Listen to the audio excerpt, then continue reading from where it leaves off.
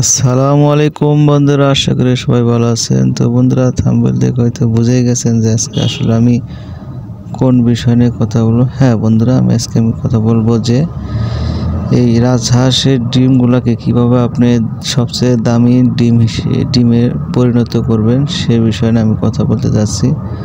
তো বন্ধুরা, আমি যে বিষয়টা আপনাকে বলবো যে একটি ডিমের মূল্য আসে মাত্র 100 টাকা, হালে হলে ধরেন 25 টাকা, এরকম একটা দাম আসে। কিন্তু আপনি চাইলে এই ডিমকে আপনি হাজারে পরিণত করতে পারবেন। তা হচ্ছে যারা হাঁস, আপনারা জানেন যে এমনিতেই ডিম কম দিয়ে থাকে, বছরে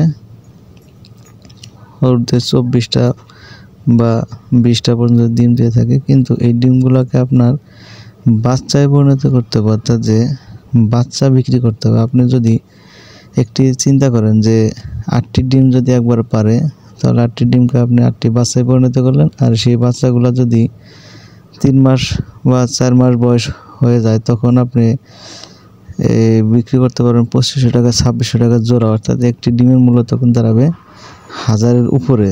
তো বন্ধুরা, আজকের এই টিপস যে আপনি রাজহাঁসের কখনো ডিম বিক্রি করবেন না, আপনি সবসময় বিক্রি করবেন রাজহাঁসের বাচ্চা।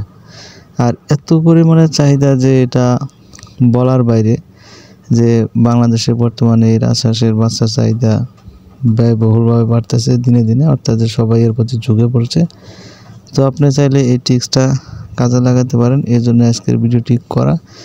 তো বন্ধুরা, আমার টিপস যদি ভালো লেগে থাকে, আমি প্রতিনিয়ত পশু পাখি গৃহপালিত পশু পাখির টিপস দিয়ে থাকি।